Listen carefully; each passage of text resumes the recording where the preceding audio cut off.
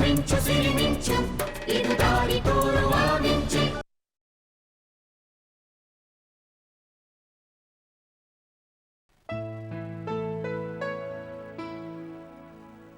Good morning dad. Good morning. Good morning.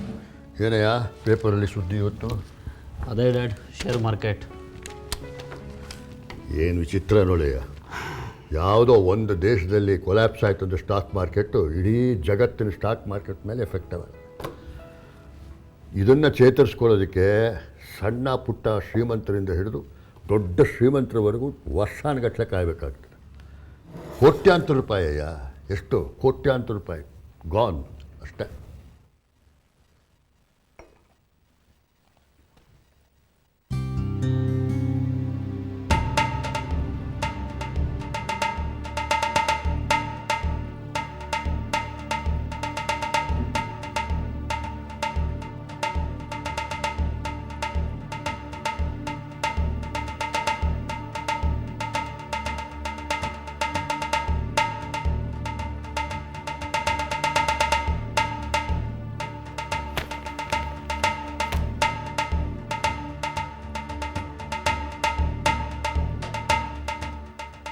ಯಾಕೆ dad, ಏನಾಯಿತು?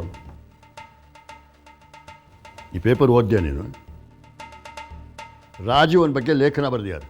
Petroleum ಕ್ಷೇತ್ರಕ್ಕೂ ಸರ್ಜಿಕಲ್ ಇಂಡಸ್ಟ್ರಿಯಲ್ ಚಾಣಕ್ಯ ರಾಜೀವ್ ಶರ್ಮನ ಲಗ್ಗೆ ಅಂತ. ನಾನು ಓದಿದ್ದೀನಿ, ತುಂಬ ವೈಭವೀಕರಿಸಿ ಬರೆದಿದ್ದಾನೆ. ಎಲ್ಲ ಸುಳ್ಳುಗಳು ಬರೆದಿದ್ದಾರೆ. ಅಲ್ಲಯ್ಯ, 3 ಕಾಸು ಕೈಯಲ್ಲಿ ಇಲ್ಲದೆ ಇವನು ಸರ್ಜಿಕಲ್ ಫೀಲ್ಡ್ ಎಂಟ್ರ್ ಆದಂತೆ. ಬಹಳ ಸಂಕಷ್ಟಗಳನ್ನ ಎದುರಿಸಿ ಮೇಲೆ ಬಂದಿದ್ದಾನಂತೆ.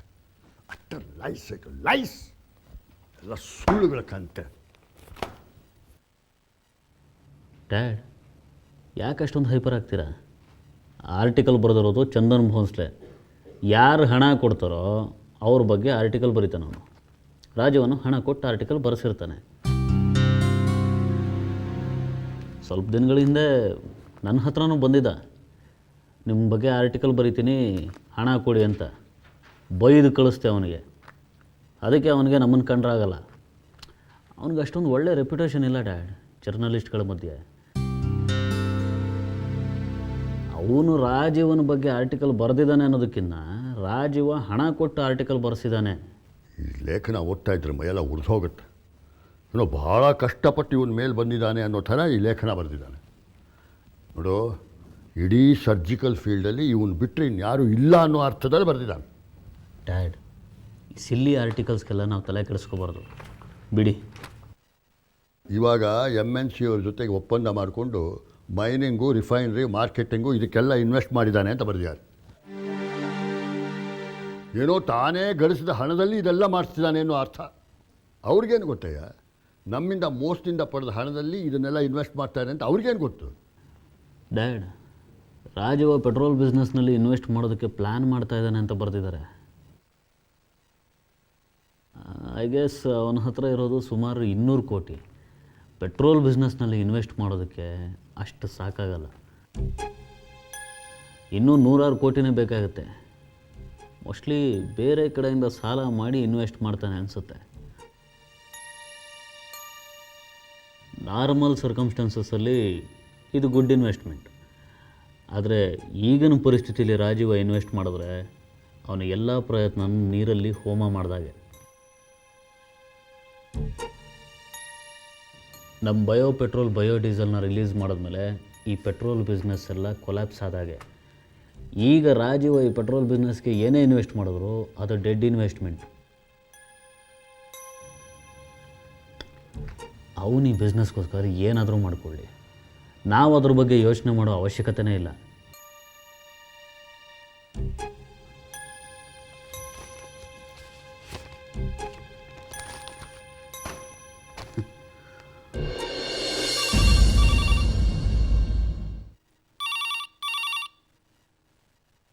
Hello hello, mister Amit Srivastav? Yes, ನಾನು ರಮ್ಯಾ ಶರ್ಮಾ ಮಾತಾಡ್ತಿರೋದು, ಯುವ ಚಾನೆಲ್ನಿಂದ. ನಿಮ್ಮನ್ನು ಇಂಟರ್ವ್ಯೂ ಮಾಡೋದಕ್ಕೆ ಅಪಾಯಿಂಟ್ಮೆಂಟ್ ಕೊಟ್ಟಿದ್ರಿ. ಓ ಸಾರಿ ಮಿಸ್ ಶರ್ಮಾ, ನಾನು ನಿಮಗೆ ಎಷ್ಟು ಗಂಟೆಗೆ ಅಪಾಯಿಂಟ್ಮೆಂಟ್ ಕೊಟ್ಟಿದ್ದೆ? ಮಧ್ಯಾಹ್ನ 3 ಗಂಟೆಗೆ. Oh I see. ಇವತ್ತು ಮಧ್ಯಾಹ್ನ ಬೇರೆ ಯಾರಿಗೂ ಅಪಾಯಿಂಟ್ಮೆಂಟ್ ಕೊಟ್ಬಿಟ್ಟಿದ್ದೀನಿ ಅನಿಸುತ್ತೆ. ಇಟ್ಸ್ ಓಕೆ, ನೀವು ಬ್ಯುಸಿ ಇದ್ದರೆ ಬೇರೆ ಯಾವತ್ತಾದರೂ ಮಾಡೋಣ. How long it may take for interview? Around 1 hour. Give me a minute, ನಾನು ನಿಮ್ಗೆ ಚೆಕ್ ಮಾಡಿ ಹೇಳ್ತೀನಿ.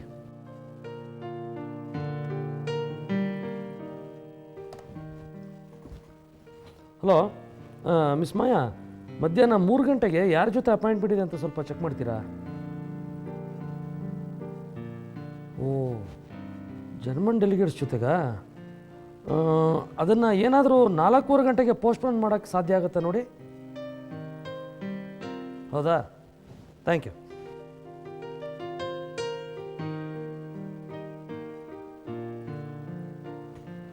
Hello miss Ramya. ಹೇಳಿ ಮಿಸ್ಟರ್ ಅಮಿತ್. ನನ್ನ ಅಪಾಯಿಂಟ್ಮೆಂಟ್ ನಾನು ಕ್ಯಾನ್ಸಲ್ ಮಾಡಿದ್ದೀನಿ. ಮಧ್ಯಾಹ್ನ 3 ಗಂಟೆಗೆ ನೀವು ನನ್ನ ಆಫೀಸಿಗೆ ಬರ್ಬೋದು. Okay okay, bye. ಬಾಯ್.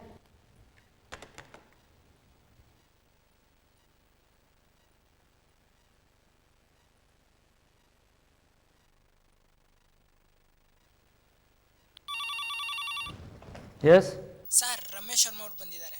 ಒಳಗೆ ಕಳಿಸಿ. Okay sir. Excuse me. Yes come. Hello mister Amit, ನಾನು ರಮ್ಯಾ ಶರ್ಮಾ, ಯುವ ಚಾನಲಿಂದ ನಿಮ್ಮ ಇಂಟರ್ವ್ಯೂಗೆ ಬಂದಿದ್ದೀನಿ. ಪ್ಲೀಸ್ ಕೂತ್ಕೊಳ್ಳಿ. Thank you. I am sorry Ramya ಅವರೇ, ನಿಮಗೆ ಮಧ್ಯಾಹ್ನ 3 ಗಂಟೆಗೆ ಅಪಾಯಿಂಟ್ಮೆಂಟ್ ಕೊಟ್ಟಿದ್ದು ನಾನು ಮರೆತುಬಿಟ್ಟಿದ್ದೀನಿ. ನಿಮ್ಮ ವಿಸಿಟಿಂಗ್ ಕಾರ್ಡ್ ನನ್ನ ಟೇಬಲ್ ಮೇಲೆ ಇದೆ, ಆದರೂ ಹ್ಯಾಗೆ ಮರೆತುಬಿಟ್ನೋ ನನಗೆ ಗೊತ್ತಾಗ್ತಾ ಇಲ್ಲ. ಇಟ್ಸ್ ಓಕೆ, ನೀವು ನಂಗೆ ಕೊಟ್ಟಿದ್ದ ಅಪಾಯಿಂಟ್ಮೆಂಟ್ ಏನು ಕ್ಯಾನ್ಸಲ್ ಮಾಡಲಿಲ್ವಲ್ಲ? ಥ್ಯಾಂಕ್ಸ್. ಬಿಫೋರ್ ವಿ ಸ್ಟಾರ್ಟ್, ನಿಮ್ಮ ಬಗ್ಗೆ ತಿಳ್ಕೊಳ್ಳೋದಕ್ಕೆ ಇಷ್ಟಪಡ್ತೀನಿ. ಓ ಶೂರ್, ನಾನು ಬೇಸಿಕಲಿ ಇಲ್ಲಿವನೇ, ಆದರೆ ಇಲ್ಲಿದ್ದದ್ದು ಬಹಳ ಕಮ್ಮಿ. ನನ್ನ ಓದು ಬೆಳವಣಿಗೆ ಎಲ್ಲ ಅಬ್ರಾಡಲ್ಲೇ ಆಗಿದ್ದು. ಹಾರ್ವರ್ಡ್ ಯೂನಿವರ್ಸಿಟಿಲಿ MBA ಮಾಡಿದ್ದೀನಿ. ಓ, ದಟ್ಸ್ ನೈಸ್. ನೀವು ಈ ಪೆಟ್ರೋಲಿಯಂ ಕಂಪ್ನಿಗೆ ಜಾಯಿನ್ ಆಗೋಕ್ಕೂ ಮೊದಲು ಬೇರೆ ಎಲ್ಲೆಲ್ಲಿ ವರ್ಕ್ ಮಾಡಿದ್ರಿ ಅಂತ ಕೇಳ್ಬೋದಾ? ನಾನು MBA ಮುಗಿಸಿದ ಮೇಲೆ ಎಲ್ಲ ಪೆಟ್ರೋಲಿಯಂ ಕಂಪ್ನಿಗಳಲ್ಲೇ ಕೆಲಸ ಮಾಡಿರೋದು. ಲಂಡನ್ನು, ಇಸ್ರೇಲು, ಸೈಬೇರಿಯಾ, ದುಬೈ ಈ ಥರ ದೇಶಗಳಲ್ಲೆಲ್ಲ ಕೆಲಸ ಮಾಡಿದೆ. Now as you can see, European petroleum ಕಂಪ್ನಿಲಿ ಇಂಡಿಯನ್ ಆಪರೇಷನ್ಸ್ಗೆ ಇನ್ಚಾರ್ಜ್ ಆಗಿದೆ. Very impressive. I am also impressed by you. ನಾನು ಒಂದು ಚಾನಲ್ಗೆ ಕ್ರಿಯೇಟಿವ್ ಹೆಡ್ ಅಂತಂದರೆ ಯಾರೋ ಮಿಡ್ಲ್ ಏಜ್ ಲೇಡಿ ಅಂದ್ಕೊಂಡಿದ್ದೆ. But you are so young. ಇಷ್ಟು ಚಿಕ್ಕ ವಯಸ್ಸಿಗೆ ಒಂದು ಚಾನಲ್ನ ಕ್ರಿಯೇಟಿವ್ ಹೆಡ್ ಆಗೋದು ಅಂತಂದರೆ ತಮಾಷೆ ಅಲ್ಲ. Thank you. ಇಂಟರ್ವ್ಯೂ ಶುರು ಮಾಡೋಣ? By all means. ಕ್ಯಾಮ್ರಾಮನ್ನ ಕರಿತೀನಿ. ಒಂದು ನಿಮಿಷ, ಆ ಯುವ ಚಾನಲ್ ಕ್ಯಾಮ್ರಾಮನ್ನ ಒಳಗೆ ಕಳಿಸಿ. Okay sir. Thank you. ಬನ್ನಿ. ಈಗ 2 ಶಾಟ್ಗೆ ಅಲ್ಲಿಂದ ಇಟ್ಕೊಂಬಿಡಿ, ಕ್ಲೋಸಿಗೆ ಹಿಂದೆ ಬರೋಣ. ರೆಡಿ ಮಾಡ್ಕೊಳ್ಳಿ. ಅಲ್ಲಿ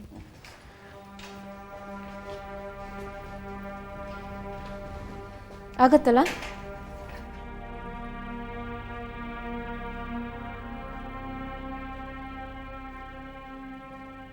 ರಮ್ಯಾ, ಇಂಟರ್ವ್ಯೂಗೆ ಇದೇ ಕ್ಯಾಬಿನ್ ಓಕೆನಾ ಅಥವಾ ಬೇರೆ ಎಲ್ಲಾದರೂ ಅರೇಂಜ್ ಮಾಡಲಾ?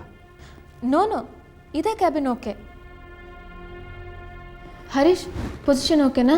ರೆಡಿ ಅಲ್ಲ? ಮೈಕ್ ಕೊಡಿ ಅವರಿಗೆ.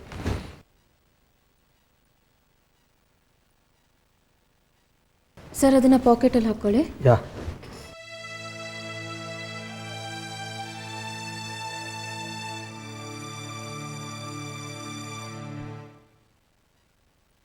ಓಕೆ, ಶುರು ಮಾಡೋಣ ಅಲ್ಲ? ಪ್ರೊಸೀಡ್. ನಾನು ಮೊದಲು ಆಡಿಯನ್ಸ್ಗೆ ನಿಮ್ಮ ಪರಿಚಯ ಮಾಡಿಕೊಡ್ತೀನಿ, ಆಮೇಲೆ ಕ್ವೆಶನ್ಸ್ ಕೇಳ್ತೀನಿ. ಓಕೆನಾ? ಹರೀಶ್, ರೆಡಿ ಅಲ್ಲ? ಸೌಂಡ್ ಓಕೆನಾ? ಕ್ಯಾಮ್ರಾ ರೋಲ್ ಮಾಡಿ. ನಮಸ್ಕಾರ ವೀಕ್ಷಕರೇ. ಇವತ್ತಿನ ಉದ್ಯಮ ಪ್ರಪಂಚ ಕಾರ್ಯಕ್ರಮದಲ್ಲಿ ನಿಮಗೆ ಪರಿಚಯ ಮಾಡಿಸ್ತಾ ಇರುವಂಥ ಉದ್ಯಮ ಪ್ರಪಂಚದ ವ್ಯಕ್ತಿ, ಪ್ರಪಂಚದ ಪೆಟ್ರೋಲಿಯಂ ಕಂಪನಿಗಳ ದಿಗ್ಗಜ ಅಂತ ಹೆಸರು ಮಾಡಿರೋ ಯುರೋಪಿಯನ್ ಪೆಟ್ರೋಲಿಯಂ ಕಂಪನಿಯ ಭಾರತದ ವ್ಯವಹಾರಗಳ ಮೇಲ್ವಿಚಾರಣೆ ನೋಡ್ಕೊಳ್ತಾ ಇರೋವಂಥ mister Amit Srivastava. European petroleum company ಮೊದಲನೇ ಸಾರಿ ಭಾರತದ ಪೆಟ್ರೋಲಿಯಂ ಮಾರ್ಕೆಟ್ಗೆ ಎಂಟರ್ ಆಗ್ತಾ ಇದೆ. ಈ ಕಂಪನಿಯ ಯೋಜನೆ ಹಾಗೂ ಅದರ ಉದ್ದೇಶವನ್ನು ಅಮಿತ್ ಅವರಿಂದ ತಿಳ್ಕೊಳ್ಳೋಣ. ನಮಸ್ಕಾರ ಮಿಸ್ಟರ್ ಅಮಿತ್. ನಮಸ್ಕಾರ. ಕಟ್ ಮಾಡಿ. ಓಕೆನಾ? ಸರಿ, ಇವಾಗ ಇಲ್ಲಿ ಶಿಫ್ಟ್ ಮಾಡ್ಕೊಂಬಿಡಿ.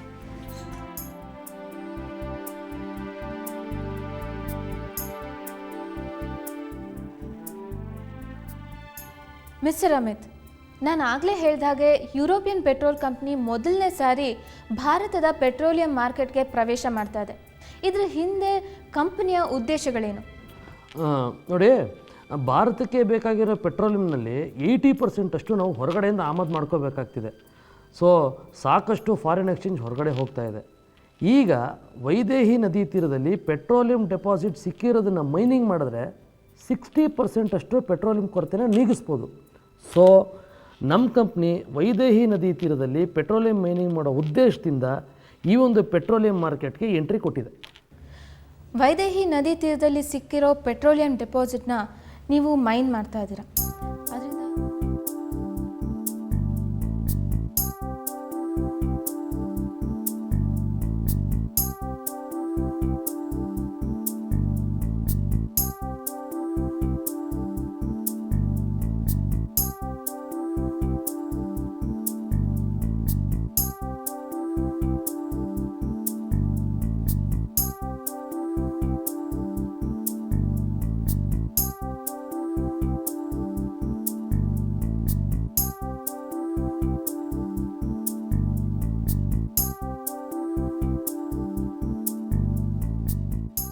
ಇನ್ನೊಂದು ಕೊನೆ ಪ್ರಶ್ನೆ ಮಿಸ್ಟರ್ ಅಮಿತ್, ಭಾರತೀಯ ಕಂಪನಿಗಳಿಗೆ ನಿಮ್ಮ ಜೊತೆ ಪಾಲ್ದಾರರಾಗೋದಕ್ಕೆ ಆಹ್ವಾನಿಸ್ತಾ ಇದ್ದೀರಾ. ಯಾವ ಕಂಪನಿಗೆ ನಿಮ್ಮ ಜೊತೆ ಪಾಲ್ದಾರಿಕೆಗೆ ಅವಕಾಶ ಮಾಡಿಕೊಡ್ತಾ ಇದ್ದೀರಾ ಅಂತ ತಿಳ್ಕೊಬೋದಾ? ಯಾವ ಕಂಪ್ನಿ ಅಂತ ನಾನು ಈಗಲೇ ಏನೂ ಹೇಳೋದಕ್ಕಾಗಲ್ಲ. ಕಂಪ್ನಿ ಹೊಸದಾಗಿರ್ಬೋದು, ಹಳೇದಾಗಿರ್ಬೋದು, ಪೆಟ್ರೋಲಿಯಂ ಬಿಸ್ನೆಸ್ ಮಾಡ್ತಾ ಇರೋಂಥ ಕಂಪ್ನಿಗಳು ಆಗಿರ್ಬೋದು, ಅಥವಾ ಬೇರೆ ಬಿಸ್ನೆಸ್ ಮಾಡ್ತಾ ಡೈವರ್ಸಿಫೈ ಆಗಿರೋಂಥ ಕಂಪ್ನಿಗಳು ಆಗಬಹುದು. ನಾವು ಕಂಪ್ನಿಯವರ ಇನ್ವೆಸ್ಟ್ಮೆಂಟ್ ಕೆಪಾಸಿಟಿ ಮಾತ್ರ ನೋಡ್ತಾ ಇಲ್ಲ, ಆ ಕಂಪ್ನಿಗೆ ಈ ಮಾರ್ಕೆಟಲ್ಲಿರೋಂಥ ಕ್ರೆಡಿಬಿಲಿಟಿ ಜೊತೆಗೆ ಬಿಸ್ನೆಸ್ಸಲ್ಲಿ ಅದಕ್ಕಿರೋಂಥ ಕ್ರೆಡೆನ್ಷಿಯಾಲಿಟಿ, ಇಂಥ ಯಾವುದೇ ಕಂಪ್ನಿ ಜೊತೆ ನಾವು ಪಾರ್ಟ್ನರ್ಶಿಪ್ ಮಾಡ್ಕೋಬೋದು. Thank you mister Amit. ಓಕೆನಾ? ಮೈಕ್ ತೊಗೊಂಬಿಡಿ. Thanks for your cooperation. It's all right. Pack ಮಾಡಿಕೊಡಿ ಹರೀಶ್. Thanks again. ನಿಮ್ಮ ಬ್ಯುಸಿ ಶೆಡ್ಯೂಲಲ್ಲೂ ನಮ್ಮ ಇಂಟರ್ವ್ಯೂಗೆ ಅವಕಾಶ ಮಾಡಿಕೊಟ್ರಿ. Come on, it's not a big deal. Okay then I'll take leave. ಹೊರಟ್ಬಿಟ್ರಾ? Coffee tea? ಇಲ್ಲ, ನಾನು ಹೊರಡ್ತೀನಿ. ಇಂಟರ್ವ್ಯೂ ಟೆಲಿಕಾಸ್ಟ್ ಆಗೋ ದಿನ ನಿಮಗೆ ಫೋನ್ ಮಾಡಿ ಇನ್ಫಾರ್ಮ್ ಮಾಡ್ತೀನಿ. ಶ್ಯೂರ್. Okay, bye. ಬಾಯ್.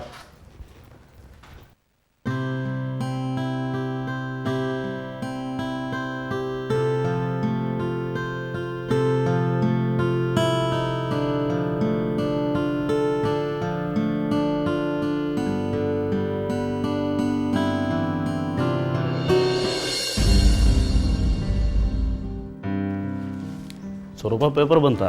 ಹ್ಞೂ ಭಾವ.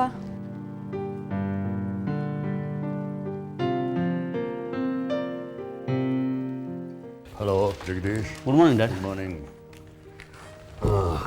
ರೂಪ, ಒಂಚೂರು ಕಾಫಿ ಸಿಗುತ್ತಾ ಅಮ್ಮ? ಹ್ಞೂಪ್ಪ. Thank you. ಸರಿಯೂನೇ ತಂದ್ಲು. Thank you my dear, thank you. Dad, ಇವತ್ತೊಂದು ಪೇಪರ್ ನೋಡಿ, ಫ್ರಂಟ್ ಪೇಜ್ನಲ್ಲಿ ತಿಲಕ್ ನಾಡ್ಕರ್ಣಿದು ಇಂಟರ್ವ್ಯೂ ಇದೆ. ಹೌದಾ? ಹಾಂ. ಕೊಡು.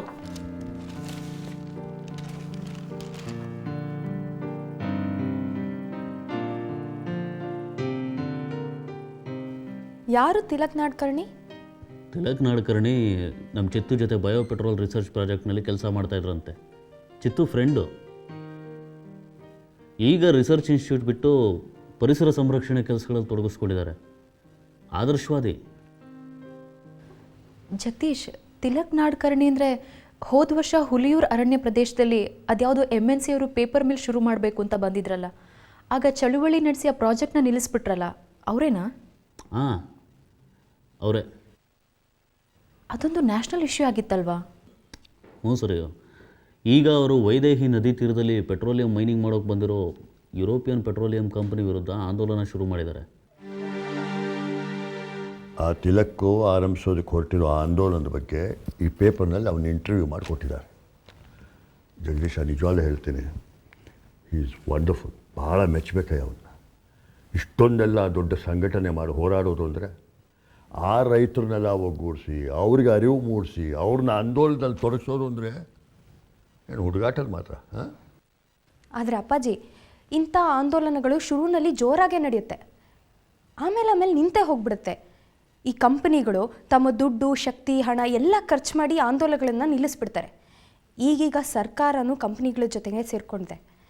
ಇಂಥ ಪರಿಸ್ಥಿತಿನಲ್ಲಿ ಇಂಥ ಚಳುವಳಿ ಎಷ್ಟರ ಮಟ್ಟಿಗೆ ತಾನು ಇಟ್ಕೊಂಡಿರೋ ಉದ್ದೇಶನ ಸಾಧಿಸೋಕ್ಕಾಗುತ್ತೆ ಹೇಳಿ? ನೋಡು ಸ್ವರೂಪ, ಒಂದು ಚಳವಳಿಯನ್ನು ಸಂಘಟಿಸೋದಕ್ಕೆ ದೃಢ ನಿರ್ಧಾರ ಇರಬೇಕು. ಆ ದೃಢ ನಿರ್ಧಾರ ಇಲ್ಲದೇ ಇದ್ದರೆ ಒಂದು ಚಳವಳಿಯನ್ನು ಸಂಘಟಿಸೋದಕ್ಕೆ ಶಕ್ತಿ ಬರೋದಿಲ್ಲ. ನಮ್ಮ ತಿಲಕ್ಗೆ ಅಂಥ ಶಕ್ತಿ ಇದೆ.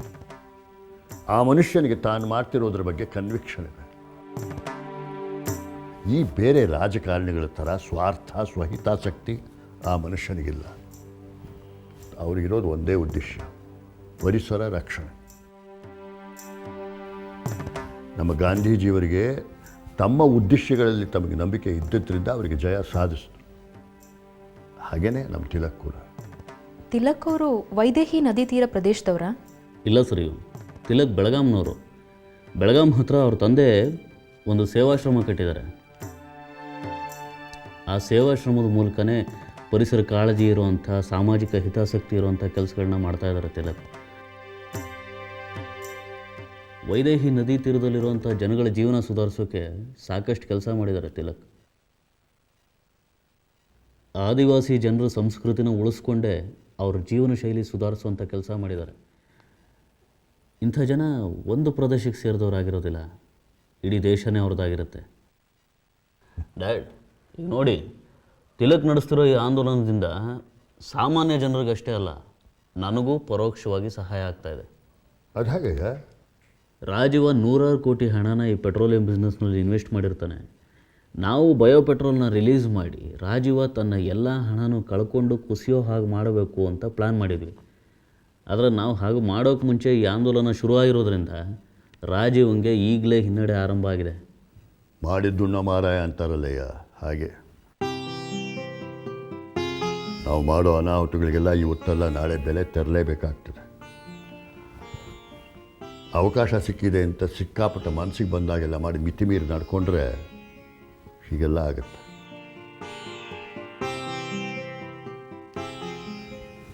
ಆದರೆ ರಾಜೀವ ಇದ ನೋಡು, ಈ ಚಳವಳಿ ಆಗ್ತಿದೆಯಲ್ಲ, ಅದನ್ನು ನೋಡ್ತಾ ಸುಮ್ಮನೆ ಕೂತ್ಕೊಂಡು ಬಿಡ್ತಾನೆ ಅಂತೀನಿ. ಅಂಥ ಮನುಷ್ಯನೇನು. ನಾಳೆ ಪೆಟ್ರೋಲಿಯಂ ಬಿಸ್ನೆಸ್ನಿಂದ ಅವನಿಗೆ ಸಿಗೋ ಲಾಭ ಕಂಪೇರ್ ಮಾಡಿದ್ರೆ ಈ ಚಳವಳಿ ನಿಲ್ಲಿಸೋದಕ್ಕೆ ಅವನು ಖರ್ಚು ಮಾಡೋದು ಏನೇನೂ ಅಲ್ಲ. ಈ ಆಂದೋಲನನ ನಿಲ್ಲಿಸ್ಬೋದು ಅಂತ ತಿಳ್ಕೊಂಡಿದ್ದಾನೆ. ಎಲ್ಲವೂ ಹಣದಿಂದ ಸಾಧ್ಯ, ಎಲ್ಲವೂ ಹಣದಿಂದ ಗೆಲ್ಲಬಹುದು ಅಂತ ಅವನ ಭಾವನೆ. ಡ್ಯಾಡ್, ಜನರ ಶಕ್ತಿ ಮುಂದೆ ಯಾವ ಶಕ್ತಿನೂ ನಿಲ್ಲೋಕ್ಕಾಗೋದಿಲ್ಲ. ತಿಲಕ್ ಮಾಡಿರೋ ಸಂಘಟನೆ ತುಂಬ ಸ್ಟ್ರಾಂಗ್ ಆಗಿದೆ. ರಾಜೀವ ಏನೇ ಪ್ರಯತ್ನ ಮಾಡಿದ್ರು ಈ ಆಂದೋಲನ ನಿಲ್ಲಿಸೋಕ್ಕಾಗೋದಿಲ್ಲ. NGOಗಳು, ಬೇರೆ ಬೇರೆ ಸಂಘ ಸಂಸ್ಥೆಗಳು ಈ ಆಂದೋಲನದಲ್ಲಿ ಸೇರ್ತಾ ಇದೆ. ಒಂದು ಕಡೆ ರಾಜೀವ ಹಣ ಇನ್ವೆಸ್ಟ್ ಮಾಡಿ ನೆಮ್ಮದಿ ಕಳ್ಕೊತಾನೆ, ಇನ್ನೊಂದು ಕಡೆ ನಾನು ಯುದ್ಧ ಸಾರೋಕ್ಕೆ ಮುಂಚೆ ಆಂದೋಲನದ ರೂಪದಲ್ಲಿ ಯುದ್ಧ ಶುರು ಆಗಿಬಿಟ್ಟಿದೆ.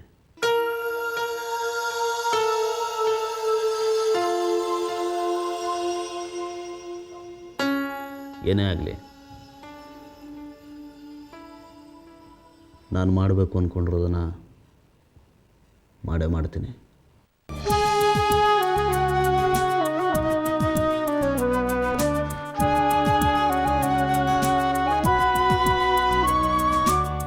ಸೋಲಿನಲ್ಲೂ ಎಲ್ಲ ಮೀರಿ ಮಿಂಚಿ ನಿಂತೆಯಾ